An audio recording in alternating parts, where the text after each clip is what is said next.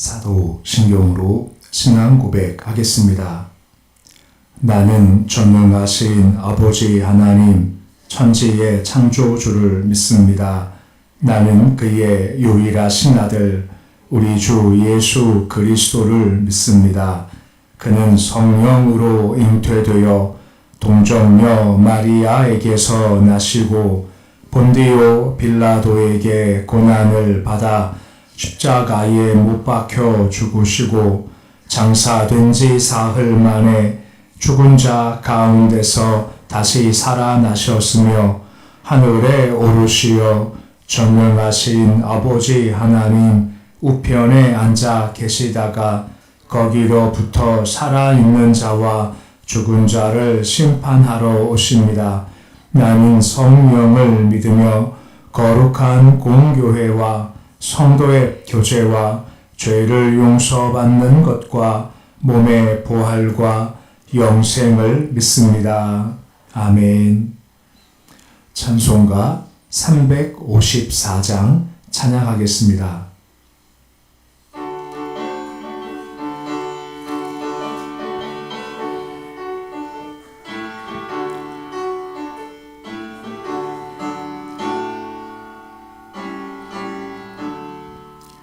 주를 앙모하는 자 올라가 독수리같이 모든 싸움 이기고 근심 걱정 벗은 올라가 독수리같이 주 앙모하는 자 주 앙모하는 자, 주 앙모하는 자, 내가 앙건하리라. 주를 앙모하는 자 걸어가 고단치 않네. 길을 잃은 양떼를 두루 찾아다니며 걸어가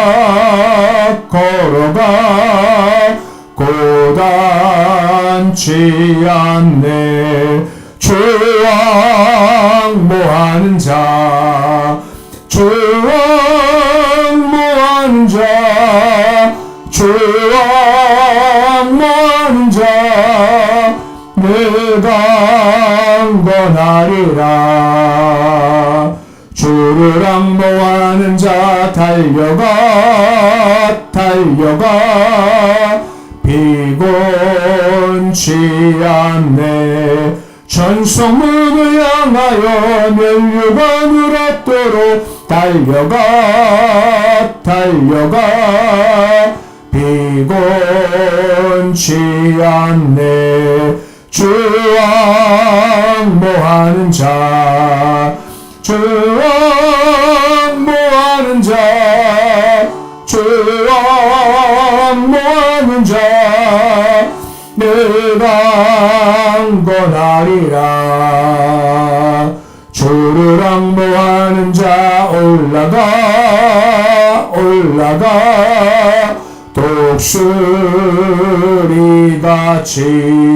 은혜 안에 뛰놀며 주의 영광 보리라. 올라가 독수리같이 주 앙모하는 자, 주 앙모하는 자, 주 앙모하는 자, 내가 앙건하리라. 492장 찬양하겠습니다.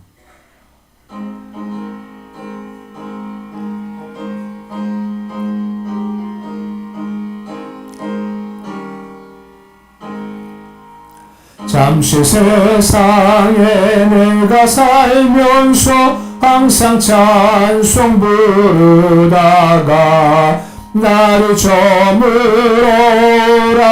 하시며 영광 중에 나가리 열린 천국문 내가 들어가 세상 짐을 내려놓고 빛난 멸류관 받아 쓰고서 주와 함께 길이 살리 한숨과 죽기 더듬으면서 나의 발길 다간 후에 주의 품 안에 내가 안기어 영원토록 살리로다.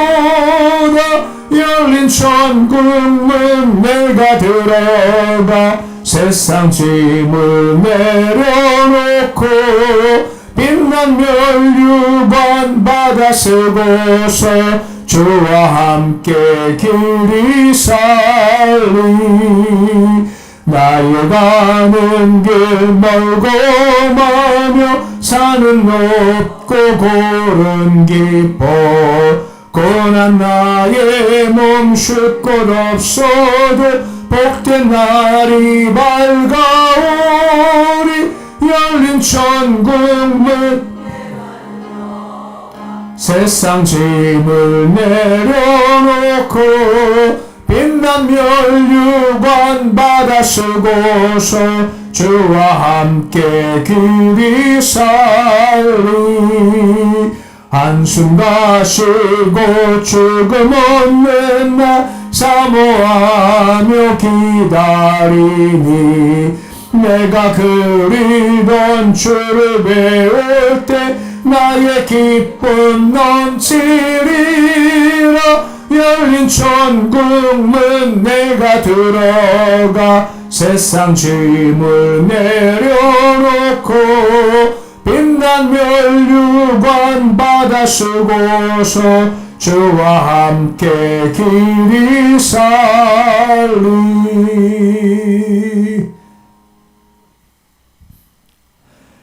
오늘 말씀은 요한계시록 18장 21절에서 24절까지의 말씀입니다.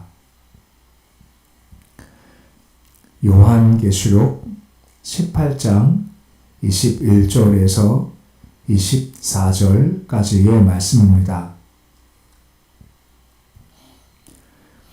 요한계시록 18장 21절에서 24절까지의 말씀 우리 함께 봉독하겠습니다. 이에 한 힘센 천사가 큰 맷돌 같은 돌을 들어 바다에 던져 이르되 큰 성 바벨론이 이같이 비참하게 던져져 결코 다시 보이지 아니하리로다. 또 검은 꽃 하는 자와 풍류하는 자와 퉁소 보는 자와 나팔 보는 자들의 소리가 결코 다시 내 안에 들리지 아니하고 어떤 세공업자든지 결코 다시 내 안에서 보이지 아니하고 또 맷돌 소리가 결코 다시 내 안에서 들리지 아니하고 등불빛이 결코 다시 내 안에서 비치지 아니하고 신랑과 신부의 음성이 결코 다시 내 안에 들리지 아니하리로다. 너희 상인들은 땅의 왕족들이라. 내 복술로 말미암아 만국이 미혹되어도다. 선지자들과 성도들과 및 땅 위에서 죽임을 당한 모든 자의 피가 그 성 중에서 발견되었느니라 하더라. 아멘.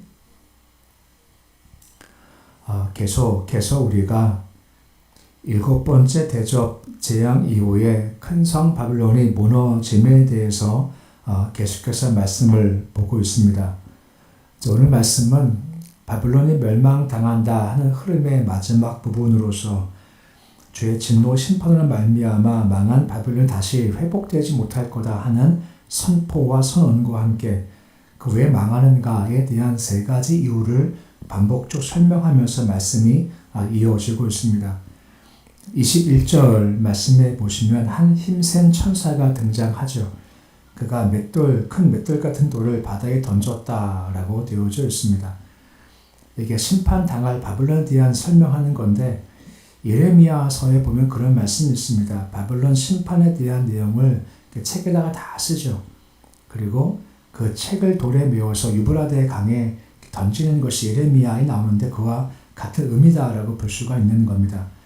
곧 바벨론의 멸망이 철저할 거다, 영원할 거다 함을 나타내기 위해서 맷돌 같은 돌을 들어 바다에 던졌다라고 나오는 거죠. 그 맷돌과 같은 바벨론이 바다에 던져지면 다시는 그 맷돌이 바다 위로 올라오지 못하고 가라앉는다 하는 비유로서 음녀 바벨론은 그만큼 멸망당함이 완전하다라고 선포해 주고 있는 겁니다. 좀 다른 의미지만 멸망이 완전하다 하는 의미이고 좀 다른 거지만 우리 신약 보면 큰 맷돌 하면 어떤 맷돌 혹시 기억나는 게 있으신가요? 연자 맷돌이라는 말씀 기억나시죠?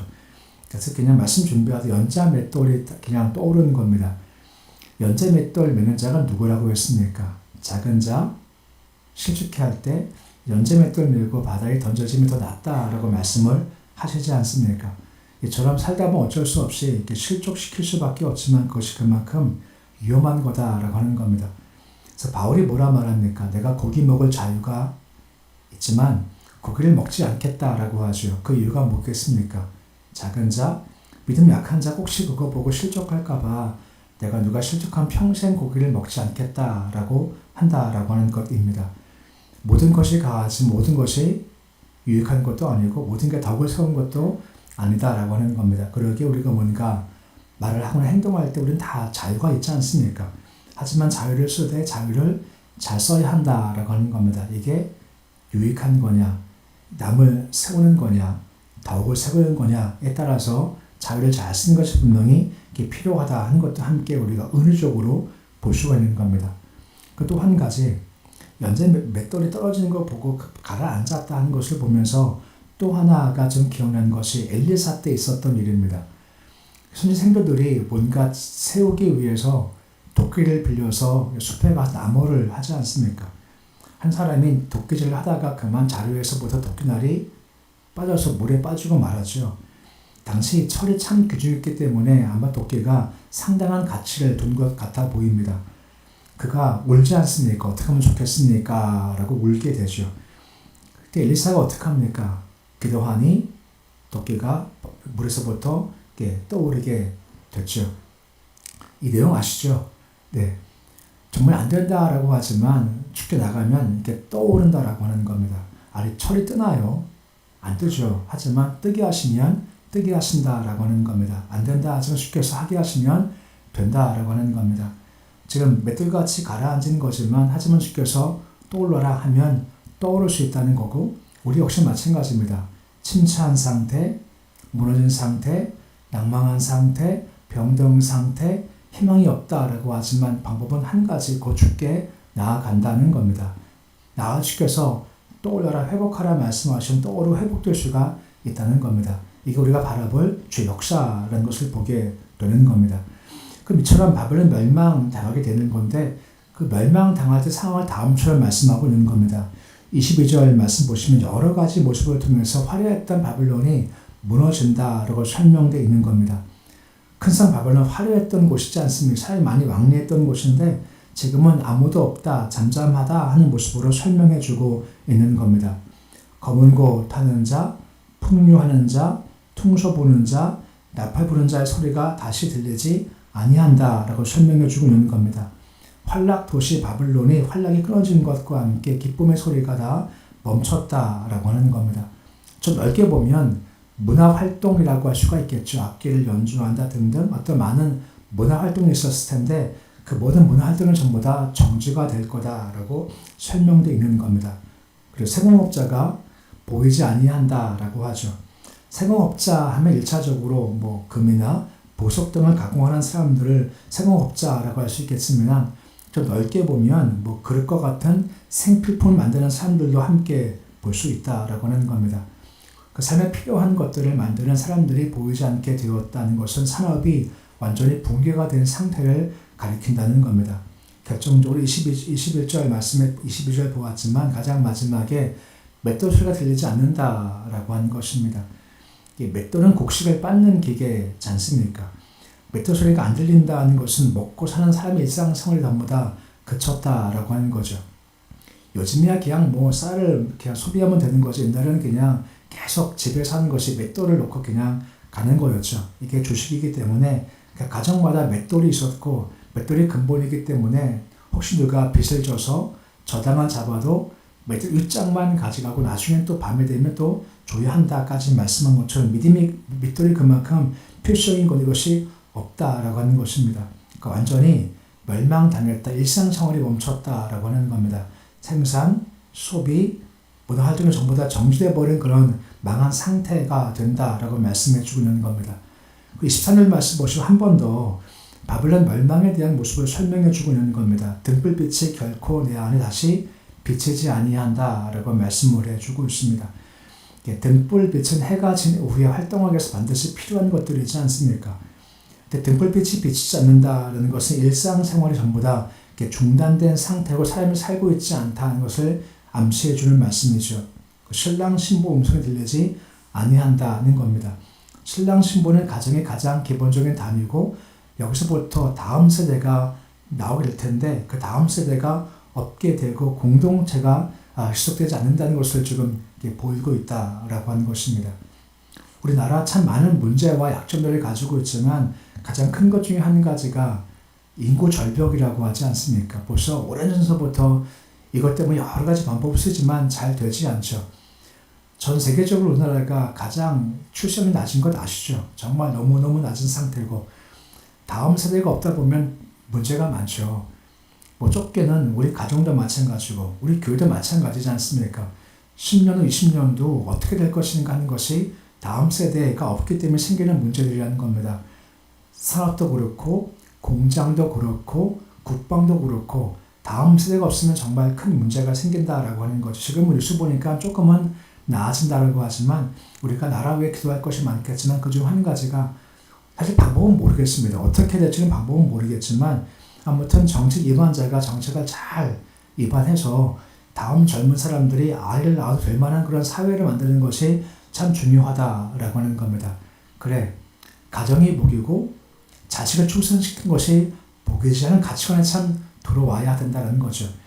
젊은 사람들은 요즘 점점 결혼도 기피하고 결혼해도 자식 낳는 것 자꾸만 기피하지 않습니다. 많은 현상들이 있겠죠.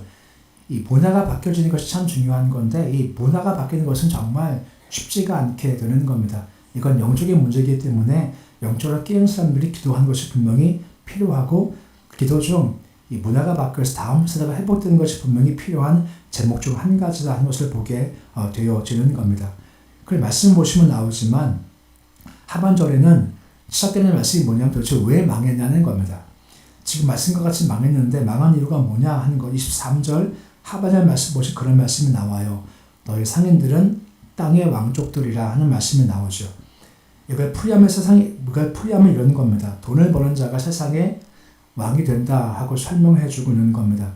무슨 말인가 하면 경제권이라는 것이 점점 가장 중요해서 돈을 가진 자가 왕권을 가진 자처럼 활동하고 힘을 가지게 된다라고 하는 겁니다.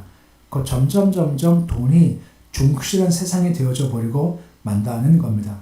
그러니까 돈이 되면 다 하고 돈 되면 다 될 수 있다는 것이 지금의 현실의 모습이라고 하는 거죠. 황금 만능이다, 배금주의 사상이다 등등 여러 가지 얘기하고 있습니다만 점점 돈이 모든 삶의 중심되는 때가 다가오고 바벨론이 바로 그와 같은 것 때문에 무너지게 되었다는 겁니다. 마귀는 인간이 돈에 약하다는 것을 정확히 알고 있기 때문에 물질로 삭감한 세상을 지배하고 사람들을 지배하고자 한다라고 하는 겁니다. 그러니까 세상은 점점 그리로 갈 겁니다. 그럴수록 성도들은 더욱 영적 깨어 있어서 그런 물질 중심 가지 않아야 된다라고 하는 겁니다. 물질이요, 선입니까 악입니까? 돈이 선입니까 악입니까? 돈이. 그 자체로는 선과 악이 아니다 할 수 있죠. 그러니까 잘 쓰면 선이고 못 쓰면 악이죠. 그러니까 쓰는 자가 참 중요한 겁니다. 물질이 많다 그 자체가 잘못은 아니지 않습니까? 아브라함이 부자였습니까? 가난한 자였습니까? 다윗은 부자였습니까? 가난한 자였습니까? 부자였어요. 부자가 되고 싶으세요? 가난한 자가 되고 싶으세요? 저는요. 전 부자 되고 싶어요. 지금 통장 액수에 동그라미가 한 3개만 더 찍혔으면 좋겠어. 부는 좋은 겁니다. 근데 잘 쓰면 되는 거죠. 근데 문제가 뭐냐, 못 쓰니까 자꾸 문제가 되고 물질의 주인 되어서 하나님 뜻대로 잘 쓰면 너무 좋은 건데 자꾸 문제가 뭐죠? 약간 물질에 노예가 돼 끌려가기 때문에 문제라고 하는 것입니다. 끌려가지 말아야죠. 말씀했지만 돈 되면 다 하죠. 요즘 많은 문제 중 우리도 문제 중 한 가지가 이게 마약의 문제가 점점 되지 않습니까? 근데 마약을 왜 팔까요? 돈 되니까 파는 겁니다. 근데 결과가 뭐죠? 마약하는 사람들은 결국은 죽어요. 그러니까 내가 지금 마약을 팔면 저거 죽는 거야 뻔히 알지만 해요. 그 이유가 뭐죠? 하면은 뭐가 생긴다고요? 돈이 생기는 겁니다. 그러니까 나쁜 것을 해도 내가 돈 생기니까 하는 것이 지금 세상의 문화라고 하는 겁니다. 점점 더 그래질 겁니다. 세상은 점점 더 그렇게 흘러가겠죠. 이럴 때일수록 믿는 자가 중심을 잘 잡는 게 참 필요하다라고 하는 겁니다. 연일 뭐 주식이 뭐 7천을 가리 많이 더 가리 많이 계속 뉴스 보면 대부분 다 돈 얘기가 많습니다. 그만큼 돈이 삶의 중심인데 그러기에 우리가 중심 잡는 것이 참 필요하다는 겁니다. 물질은 사용 가치라고 하죠. 사용 가치가 뭐지? 물질은 내가 쌓아둘 때 가치가 발생하는 것이 아니라 언제 가치가 발생하는 건가요? 쓸 때 가치가 발생하는 겁니다. 쓰되 잘 써야죠. 흘러가려는 것이 가장 중요한 겁니다. 말씀드렸죠. 우리 물질은 세 가지 몫이 있다고 하죠. 첫 번째가 하나님 것, 두 번째가 이웃 것, 세 번째가 내 것. 내 것이 아니지 않습니까? 다 주의 것이지만 편의상 주의 것, 이웃의 것, 내 것 있죠. 그것을 잘 분별해서 흘러가는 것이 가장 마땅하다라고 하는 겁니다. 이것이 잘 쓰는 것, 그런 물질이 악이 아니라 손될 수가 있다라고 말씀을 주고 있는 겁니다. 그 당시는 이것이 없었고 그냥 물질이면 돼 하고 물질만 되면 어떤 방법을 통했으니 간에 물질을 벌었기 때문에 이것 때문에 너희가 망하는 거다라고 하는 겁니다. 두 번째가 뭐냐? 23절 하반절 말씀에 내 복수를 인하여 만국이 미혹되었다라고 23절 마지막에 되어져 있습니다. 이 복수라는 것은 정을 친 행위라는 것이고 넓게 보면 사람을 속인다라고 하는 겁니다. 점집 가서 점을 칠 때 말입니다. 이게 진짜 알고 하는 걸까요? 그냥 모르고 하는 걸까요? 점 쳐보셨나요? 우리나라 24%가 점 치는 것을 괜찮게 생각한답니다. 24%가 누구냐면요. 크리스찬들이에요. 나중에 한번 설명하겠습니다만 크리스찬들의 24%가 점 치는 거 괜찮네. 부적 괜찮네. 한답니다. 여기 지금 우리가 한 30명 정도 계시거든요. 그러면 우리 중에 몇 명 정도가 오케이 하는 건가요? 점침에 대해서요. 하여튼 여기 계신 분들 중에서 몇 명 괜찮다고 생각하는 거예요. 통계상 그만큼 점침의 무속에 대해서 많이 열려있다라고 하는 겁니다. 근데 점치는 게 이게 사기 치는 거죠. 뭐 알고 합니까? 그냥 통계상 점도의 통계입니다. 제가 말씀드렸죠. 제가 점치는 걸 배웠잖아요. 점치는 걸 같이 배운 게 아니라 철학할 때 동양 철학 보면요. 동양 철학할 때 주역을 배워요. 4학년 때 주역이 점치는 겁니다. 이것은 통계입니다. 뭐냐면 쭉 인생을 정리하다 보니까 이렇게 생긴 사람은 이렇구나. 이렇게 생긴 사람이 이렇구나. 뭐 관상 본다고 하는데 관상도 통계학입니다. 그냥 통계상 그런 거야 라고 하는 겁니다. 그러니까 일종의 과학과 비슷한 거예요. 그러니까 이것이 절대적인 것이 아닌데 자꾸만 좋은 말 해주니까 끌려가요. 근데 이것이 잘못된 건데 자꾸만 속임을 통해서 사람들을 끌어가요. 근데 정으실 때 왜 좋은 말 해주죠? 그를 왜 좋은 말 해주는 겁니까? 나를 왜 좋은 말 해주는 겁니까? 점친 사람이 나를 위해서 하는 거죠. 왜 점괘를 좋게 줘야 뭐가 들어옵니까? 복제가 들어오죠. 그러니까 좋은 말 해주는 겁니다. 그러니까 이것을 잘 알고 나가야 할 텐데 자꾸만 자기 위해서 자꾸만 남을 속여먹는 것이 마지막 때의 모습이라는 겁니다. 자기 욕심이 가득 찬 세세. 곧 망할 때가 되면 내 이익 위해 남을 자꾸만 속이는 겁니다. 거짓말을 해요. 거짓 사유가 되는 것이 바로 마지막 때의 모습이죠. 마지막 24절 말씀 보시면 결정적인 것이 한 가지가 나오는 겁니다. 성도, 선지자의 피를 흘렸다라고 되어져 있는 겁니다. 세 번째 원인 되는 거죠. 그 택한 백성들, 믿음의 사람들을 핍박, 박해해서 순교시키는 것이 마지막 때의 잘못된 모습이고 그 이후에 주께서 불같은 진노를 내리시겠다라고 말씀을 해주고 있는 겁니다. 오늘 말씀은 멸망당한 바벨론 도대체 왜 망하는가에 대한 이유가 설명되어 있습니다. 세상 문화가 점점 물질 중심, 돈의 우상인 때가 되고 돈이면 다 하는 세대가 점점 되어진답니다. 내 이익을 위해서 나가 자꾸만 속이는 욕심이 잦은 시대가 된답니다. 민자를 핍박하는 세대가 된다. 점점 그리로 끌려간다라고 하는 겁니다. 이 방향 가면 결코 맷돌이 바다에 던져진 것처럼 회복될 수가 없다라고 말씀하고 있죠. 중요한 것은 세대가 그런가 할지라도 우리는 끌려가지 말자라고 하는 겁니다. 반복된 얘기지만 마음을 잘 지키라는 겁니다. 말씀으로 그런 말씀을 마음을 잘 다스려서 다니엘처럼 아닙니다. 뜻을 잘 정해서 왕의 진미를 먹는 다수에 끌려가지 말고 왕의 진미 먹지 않겠습니다. 소수의 길을 걸어가야 된다라고 하는 겁니다. 이것이 복이라는 겁니다. 물론 그 길을 걸어가다 이 생에서 다니엘처럼 지혜도 받을 수 있겠습니다만 이 생에서 받지 못한다 할지라도 결국은 나중 가수께서 갚아 주심이 있다라고 하는 겁니다. 이 길을 가는 것이 마땅한 시대의 삶의 모습이다라고 하는 겁니다. 세대가 점점 더 악해질 겁니다. 물질 중심, 중심이 될 것이고 믿는 자가 핍박하는 때가 될 겁니다. 세상은 그리 다 한다 할지라도 우리는 거기에 끌려가지 말자는 겁니다. 말씀 그대로 무장되어 다양한 뜻을 잘 정해서 마지막 때에서 신앙을 잘 지켜가는 모습이 되실 수 있으시기를, 그리고 주의 은혜와 복을 누리며 최후신의 모습이 되실 수 있으시기를 우리 주 이름으로 축원해 드립니다. 기도하겠습니다. 아버지 하나님,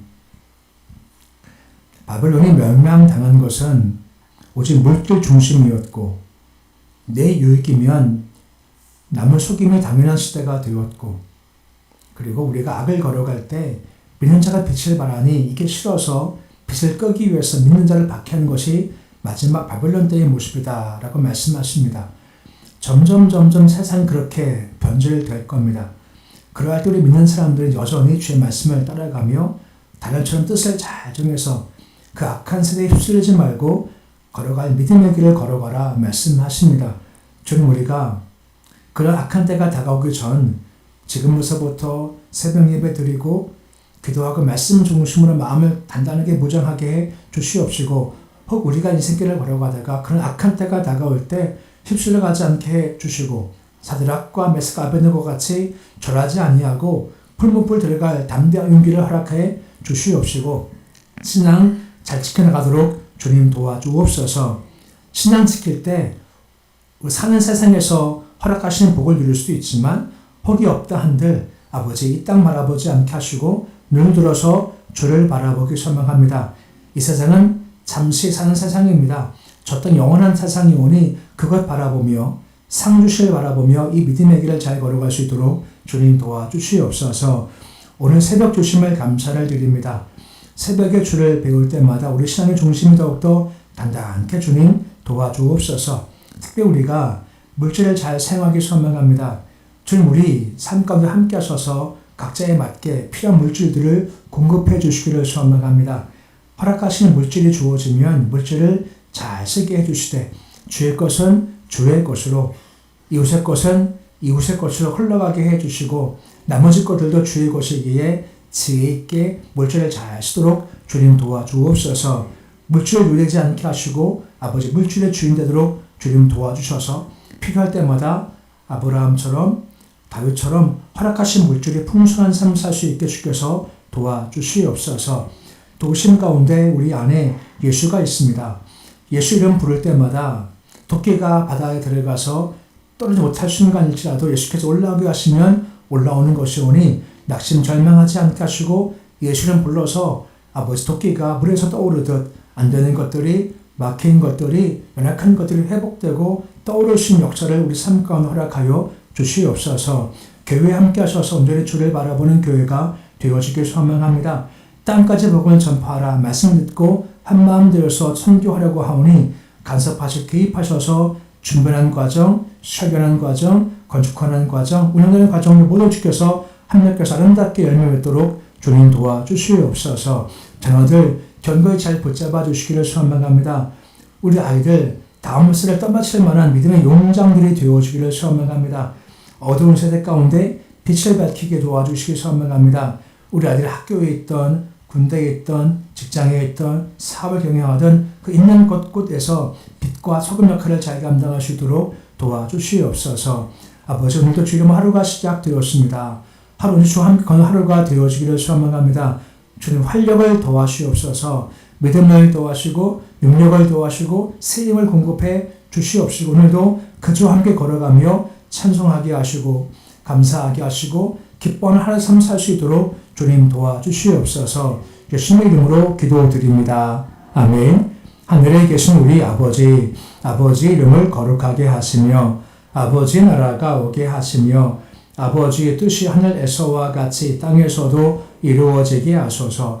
오늘 우리에게 일용할 양식을 주시고 우리가 이렇게 잘못한 사람을 용서하여 준 것 같이 우리 죄를 용서하여 주시고 우리 시험에 빠지지 않게 하시고 악에서 구하소서. 나라와 권능과 영광이 영원히 아버지의 것입니다. 아멘.